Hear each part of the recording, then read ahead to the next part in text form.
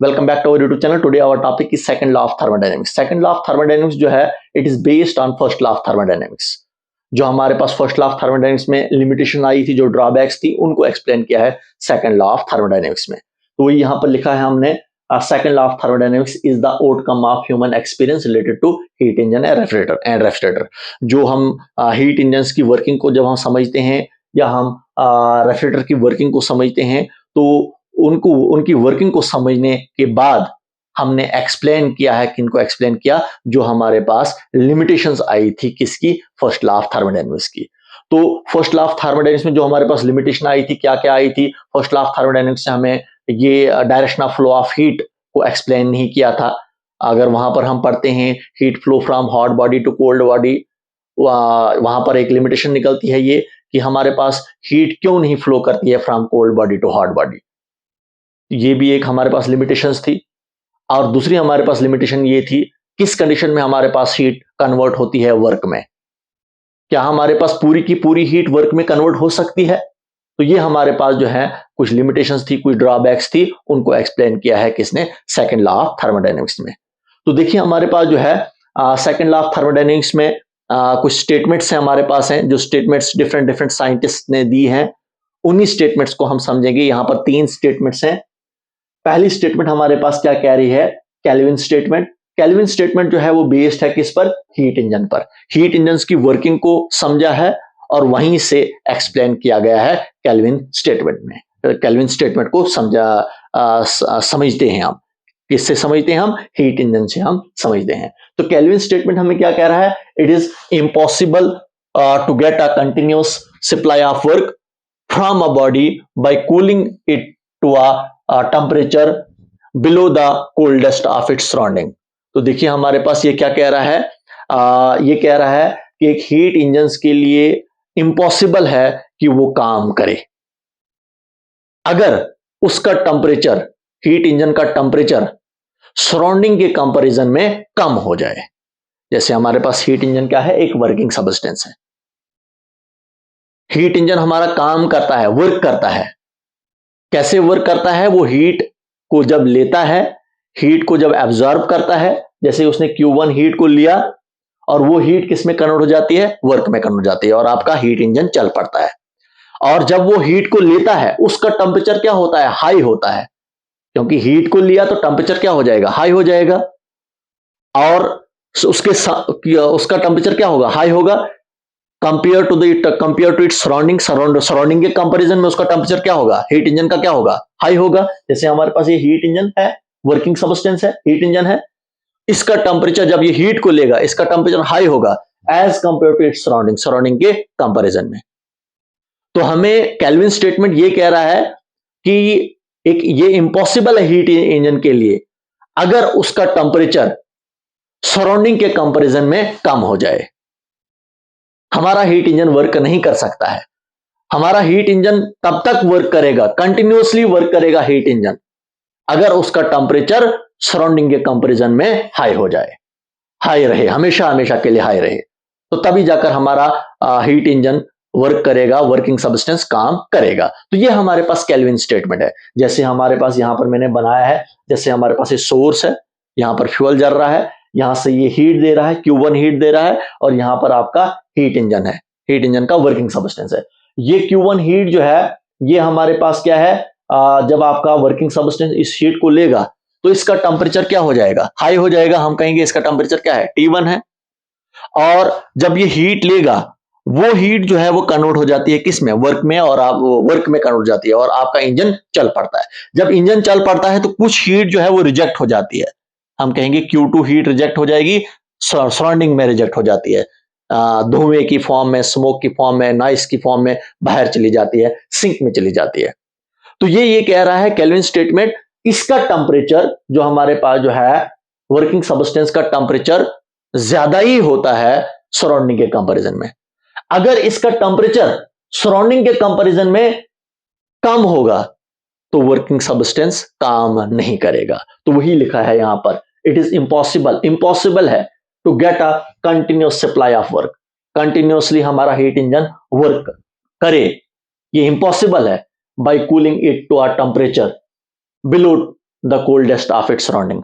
अगर सराउंडिंग के कंपैरिजन में इसका टेम्परेचर लो हो जाए तो हमारा हीट इंजन काम करना बंद करेगा, हमारा हीट इंजन काम नहीं करेगा। तो ये आपके पास केल्विन स्टेटमेंट है।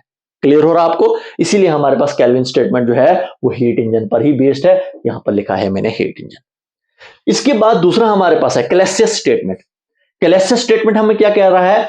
It is impossible for self acting machine unaided by an external agency to transfer the heat from a body at a lower temperature to a body at higher temperature। देखिए ये based है उसी पर जो हमारे पास limitations थी हमारे पास first law of thermodynamics की। वहां पर ये नहीं दिया हुआ था, वहां पर लिमिटेशंस थी कि अगर हमारे पास हीट फ्लो करती है from hot body to cold body, cold body से हीट क्यों नहीं फ्लो करती है हॉट बॉडी की तरफ, लिमिटेशंस थे हमारे पास। उसको एक्सप्लेन किया है क्लैसियस स्टेटमेंट ने। तो क्लैसियस स्टेटमेंट हमारे पास जो है ये बेस्ड है किस पर? रेफ्रिजरेटर पर। रेफ्रिजरेटर हमारा कैसे वर्क करता है? देखिए रेफ्रिजरेटर हमारे पास जो है, रेफ्रिजरेटर जो हमारे पास है वो क्या करता है? हीट को क्या करता है? निकालता है बाहर, हीट को रिजेक्ट करता है, हीट को बाहर निकाल देता है। कहां से? एक रेफ्रिजरेटर के अंदर जब हमारा रेफ्रिजरेटर ठंडा होता है तो वो किस तरीके से ठंडा होता है? हीट को बाहर निकाल देता है। इसका मतलब वहां से हीट जो है वो ट्रांसफर हो रही है from cold body to hot body. देखिए अगर हमारे पास रेफ्रिजरेटर हम ले लेंगे, हम सराउंडिंग के कंपैरिजन में रेफ्रिजरेटर के अंदर का टेम्परेचर क्या होता है? वो लो ही होता है सराउंडिंग के कंपैरिजन में। लेकिन उसके टेम्परेचर को और लो करने के लिए, रेफ्रिजरेटर के टेम्परेचर को, अंदर के टेम्परेचर को और लो करने के लिए हम और ज्यादा हीट बाहर निकालते हैं।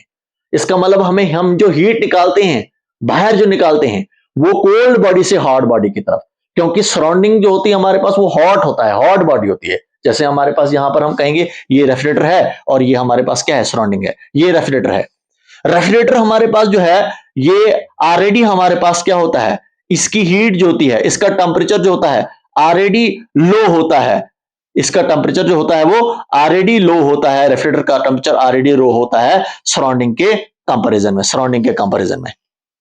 लेकिन हम क्या करते हैं? हम और हीट बाहर निकाल देते हैं। किससे? इस रेफ्रिजरेटर से और हीट कहां बाहर निकाल देते हैं? सराउंडिंग में। इसका मतलब हीट को क्या करते हैं? हम हीट को हम ट्रांसफर करते हैं from cold body to hot body, cold body से हॉट बॉडी की तरफ लेते हैं। समझे आप? क्योंकि हमारे पास जो है सराउंडिंग हॉट ही होता है, लेकिन उस टाइम भी हम रेफ्रिजरेटर से हम अब क्या करते हैं? हीट और निकाल देते हैं बाहर। जब हम और हीट निकालते हैं बाहर, इसका मतलब हम हीट को ट्रांसफर कर रहे हैं हम कोल्ड बॉडी से हॉट बॉडी की तरफ। तो ये कह रहा है क्लैसियस स्टेटमेंट, ये कह रहा है कि ये रेफ्रिजरेटर क्या है? एक सेल्फ एक्टिंग मशीन है। ये अपने आप हीट को ट्रांसफर नहीं कर सकती है from cold body to hot body. Cold हमारे पास बॉडी कौन सी हुई? रेफ्रिजरेटर। हॉट बॉडी कौन सी हुई? सराउंडिंग। ये अपने आप हीट को ट्रांसफर नहीं कर सकती है बाहर, अनएडेड बाय एक्सटर्नल एजेंसी, बगैर किसी एक्सटर्नल एजेंसी के। जब हमारे पास कोई एक्सटर्नल एजेंसी, जब हम प्लग लगाते हैं, रेफ्रिजरेटर का प्लग लगा होता है, करंट लगाते हैं जब हम, तो उस करंट की वजह से हमारी हीट जो है वो रिजेक्ट हो जाएगी, हमारी हीट निकलेगी from hot body to cold body की तरफ। आप अगर प्लग लगाने के बगैर ही आप रेफ्रिजरेटर को कनेक्ट नहीं करोगे, आप वायर के साथ आप कनेक्ट नहीं करोगे, आप उसमें करंट आप सप्लाई नहीं करोगे, आप जब करंट सप्लाई नहीं करोगे तो हीट हमारे पास ट्रांसफर नहीं होगी from cold body to hot body. इसका मतलब external, unaided by external agency, external agency के बगैर हम हीट को ट्रांसफर नहीं कर सकते हैं from cold body to hot body. Cold body से हॉट बॉडी की तरफ हम हीट ट्रांसफर नहीं कर सकते हैं। तो यहां पर हम एक्सटर्नल एजेंसी का यूज करते हैं, एक्सटर्नल सोर्स का यूज करते हैं, तभी जाकर हम एक रेफ्रिजरेटर से हीट को बाहर निकाल देते हैं, सराउंडिंग में निकाल देते हैं। इसका मतलब हम हीट को कोल्ड बॉडी से हॉट बॉडी की तरफ निकाल देते हैं, हॉट बॉडी में डाल देते हैं। तो तभी जाकर आपका रेफ्रिजरेटर और ज्यादा ठंडा हो जाता है। तो वही लिखा है मैंने, it is impossible for self acting machine. Self acting machine हुआ आपके पास रेफ्रिजरेटर के लिए इंपॉसिबल है, unaided by external agency, external agency के बगैर, करंट के बगैर वो क्या करे? To transfer the heat, heat को ट्रांसफर करे from a body at lower temperature, उसका lower temperature to a body at higher temperature. हमारे पास हम हीट को ट्रांसफर करें लोअर टेम्परेचर, हमारे पास बॉडी उस बॉडी से जिसका टेम्परेचर लो होगा वहां की तरफ, जिसका टेम्परेचर, जिस बॉडी का टेम्परेचर हाई होगा वहां की तरफ हम ट्रांसफर करें। इसका मतलब रेफ्रिजरेटर से हम हीट बाहर नहीं निकाल सकते हैं जब तक ना हम कोई एक्सटर्नल एजेंसी का यूज करें। तो ये आपके पास है, दैट इज योर कैलेसियस स्टेटमेंट। अब हमारे पास है प्लैंक स्टेटमेंट। प्लैंक स्टेटमेंट हमें क्या कह रहा है? It is impossible to construct a heat engine that will extract heat from a reservoir and perform equivalent amount of work। ये कह रहा है कि ये इम्पॉसिबल है कि हम 100% एफिशिएंसी वाला हीट इंजन प्रोड्यूस करें। इम्पॉसिबल है, ये एक इम्पॉसिबल है कि हम ऐसा हीट इंजन बनाएं जो क्या करे, जो जितनी रिजर्वायर, जैसे हमारे पास एक सोर्स है, यहां से हीट निकल रही है Q1, और ये Q1 हीट जब हमारा हीट इंजन लेगा और पूरी की पूरी Q1 हीट को वर्क में कन्वर्ट करे, ये इम्पॉसिबल है। ऐसा हीट इंजन हम बना नहीं सकते, क्योंकि जब हमारे पास इस हीट का मैक्सिमम, हम कहेंगे अगर ज्यादा से ज्यादा हमारे पास, ज्यादा से ज्यादा हमारे पास इस हीट का हीट जो है, ये हीट कन्वर्ट हो जाएगी वर्क में, लेकिन थोड़ी बहुत हीट जो हमारे पास जो है वो रिजेक्ट हो जाती है सराउंडिंग में। जिस हीट को हमने Q2 से रिप्रेजेंट किया है, वो या तो स्मोक की फॉर्म में निकलती है या नॉइस की फॉर्म में निकलती है, किसी न किसी फॉर्म में हमारे पास वो हीट बाहर निकलती है। तो ये हमारे पास प्लैंक्स स्टेटमेंट यही कह रहा है कि हम ऐसा हीट इंजन नहीं बना सकते हैं जो पूरी की पूरी हीट को कन्वर्ट करे किसमें, वर्क में। तो हम ऐसा हीट नहीं बना सकते हैं, हम ऐसा हीट इंजन नहीं बना सकते हैं। तो वही यहां पर लिखा है, it is impossible to construct a heat engine, हम ऐसा हीट इंजन बनाएं that will extract heat from a reservoir, जब वो हीट लेगा किससे, रिजर्वायर से। ये हीट इंजन जब हीट को लेगा और फिर क्या करेगा, and perform an equivalent amount of work, तो वो पूरी की पूरी जो हीट जो लेगा उसको कन्वर्ट करेगा किसमें, वर्क में। ये हम ऐसा हीट इंजन नहीं बना सकते हैं, हम ये इम्पॉसिबल है कि हम ऐसा हीट इंजन बनाएं। इसका मतलब हम 100% एफिशिएंसी वाला हीट इंजन बना नहीं सकते हैं। जिसकी एफिशिएंसी कितनी होगी, एफिशिएंसी अभी हीट इंजन आप पढ़ोगे आप, तो हीट इंजन में हम एफिशिएंसी को पढ़ते हैं, हम efficiency of heat engine. Efficiency of heat engine अगर आपकी 100% होगी, 100%, या हम कहेंगे 1 वैल्यू जब होगी आपके पास, जब एफिशिएंसी आपके पास, एफिशिएंसी की वैल्यू जब 1 आएगी, इसका मतलब आपका हीट इंजन क्या है, वो 100% एफिशिएंट है। इसका मतलब कि हमारे पास जो है जितनी वो हीट लेगा पूरी की पूरी हीट को वर्क में कन्वर्ट करेगा। तो ऐसा हीट इंजन हम बना नहीं सकते। तो ये हमारे पास जो थी, that was your Planck's statement. Planck statement थी हमारे पास ये। तो ये आपका सेकंड लॉ ऑफ थर्मोडायनेमिक्स था। Okay, good bye, thank you.